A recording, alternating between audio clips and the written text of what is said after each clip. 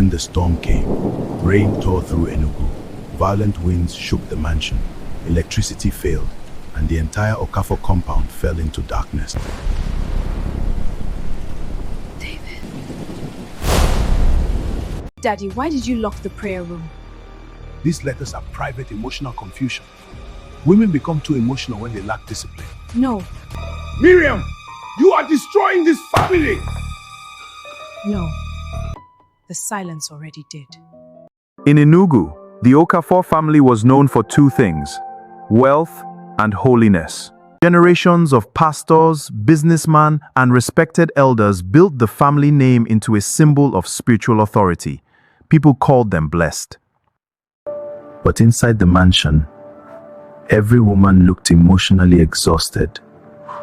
The Okafor mansion had one rule every woman learnt after marriage: never enter the prayer room. The door stayed locked.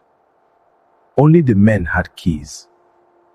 Whenever anyone asked why, the answer was always the same: some things are too sacred for women to touch. Miriam married David Okafor believing she had entered a godly family. She was educated, compassionate, soft-spoken. She believed prayer healed everything. But after moving into the mansion, she started noticing things that didn't feel holy at all. The women never laughed loudly. Meals were served in silence. Every wife looked like someone surviving instead of living. Even the grandmother spoke carefully, like every sentence needed permission. At night, Miriam heard muffled crying through the walls. Whenever footsteps passed the prayer room, conversation stopped immediately. Nobody looked at the door. What exactly is inside the prayer room? Curiosity destroys peaceful women. This family teaches women how to disappear without leaving. What does that mean? One day, you'll understand. Please, don't ask again. Why does everybody act afraid of one room? Some traditions protect families. Do you believe that? You don't survive here by asking too many questions.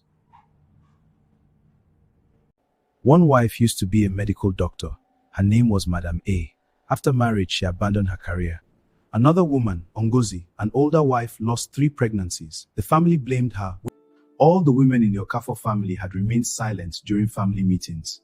Yet every Sunday, the men preached about submission and honor. But Miriam saw depression hiding behind the women's silence. As for me and my house, we will serve the Lord. Can I get an amen? If the room ever opens, read it.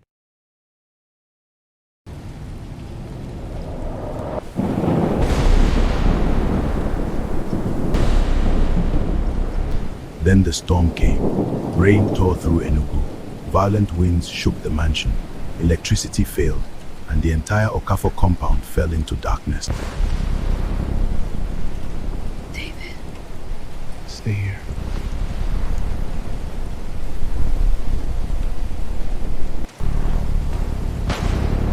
Close the windows! Generator isn't starting!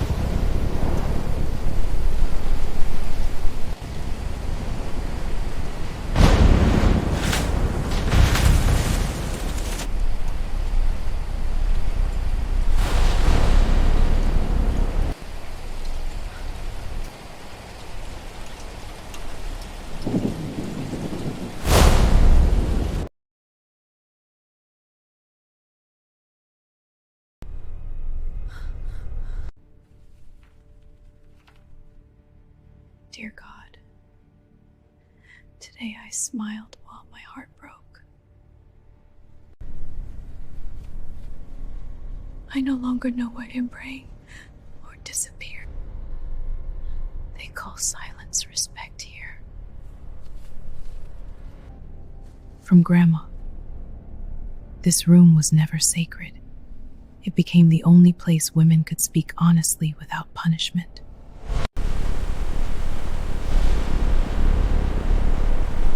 The prayer room was never built for God. The women secretly transformed it into a hiding place for their pain. Generation after generation, wives came there to write truths they could never say aloud. Then the men discovered the letters and locked the room forever, not to protect holiness, but to protect the family image. The next morning, Miriam confronted the family elders. The women sat silently. The men called the letters Private emotional confusion. Every family has sacrifices. Women are naturally emotional. No. Mama, tell me the truth about the prayer room. We built this room ourselves. The men thought we came here to pray. But these letters, They were the only truth we were allowed to have. When the men discovered the letter, they locked the room. why? Because silence protects powerful people. Daddy, why did you lock the prayer room? These letters are private emotional confusion. Women become too emotional when they lack discipline. No. I stayed because I had nowhere else to go. Ngozi, stop and sit down. No. Today I will speak. I abandoned medicine because depression nearly killed me. I haven't slept peacefully in years. I forgot who I was before marriage. We taught our daughters silence because silence kept us alive. And look what it cost us. Son, I warned you to settle this. Instead, you refused. See what is happening now. Women have no right to speak in this house. They must get permission to do so. So, Miriam, stop here. I disagree, Big Daddy. A family cannot call itself holy when half its voices are forced into silence. Miriam, you are destroying this family. No. The silence already did. Baby, I knew something was wrong. I just didn't know how to fight it. Then stop protecting it. What do you want now? To disgrace this family publicly? No. Then what? To heal it. Later that evening, after the heated family meeting, the Okafor men stormed out of the meeting room in anger, leaving the women behind. The room fell silent. For a long moment, nobody spoke. Then Mama slowly lifted her head and began to tell a story that had been passed down to her many years ago by her own mother-in-law, shortly after she married into the Okafor family. It was the story of a young married woman who dared to do the unthinkable. She confronted one of the powerful Okafor men. She questioned him publicly. She refused to remain silent. According to Mama's mother-in-law, the entire Okafor family went into panic.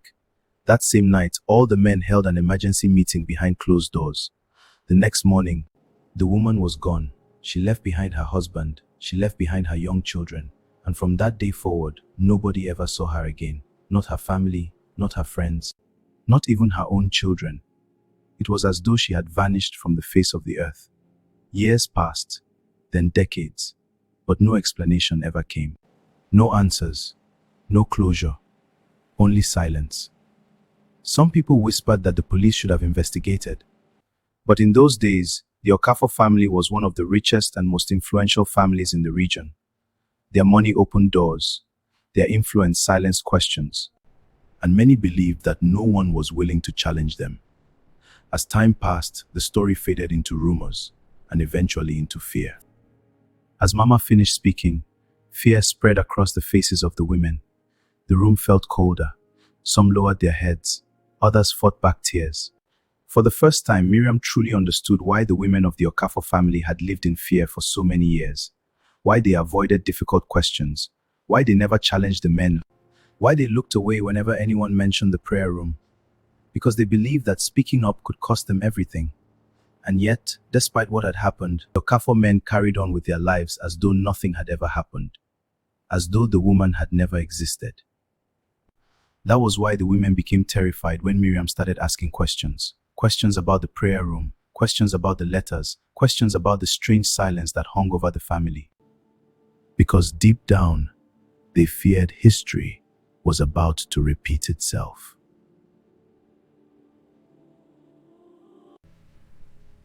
Baby, please don't leave me. David, I'm confused. I know everything has changed, but please don't walk away from us. How can I pretend everything is okay after what I discovered? Because we can fix it. Can we? I love you, Miriam. I need you. You're the best thing that has ever happened to me. And I love you too. But love isn't my problem. Then what is? I'm scared.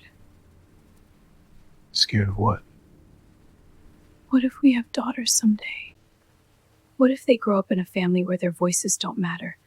What if they are taught to stay silent when they're hurting? What if they learn to smile while their hearts are breaking? No, David. No, David, I can't stop thinking about those letters. The women who suffered, the dreams that died, the tears nobody was allowed to see. How do I knowingly bring a daughter into that? I never wanted that life for our children. Then why did everyone stay silent? Because silence was all we knew. And that's exactly what terrifies me. Then help me change it. Help me break and make sure our door did right those. I don't want to leave you, David. I just don't know if this family can be saved. Then let's be the generation that saves it.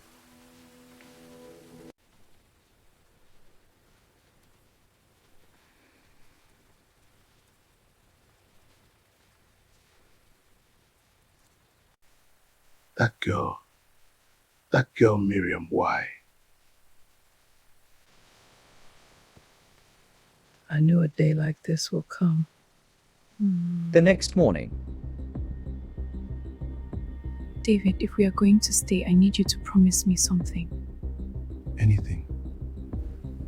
I need you to stand with me. Not against your family, but for what is right. I don't want our daughters, or any daughter born into this family, to inherit fear and silence. I want us to change the story. I want us to break this cycle and create a family where women are heard, respected, and valued. We will. Together. I promise you, Miriam. I will stand with you. We may not change everything overnight, but together, we will rewrite this story. People expected Miriam to expose the family publicly. She didn't.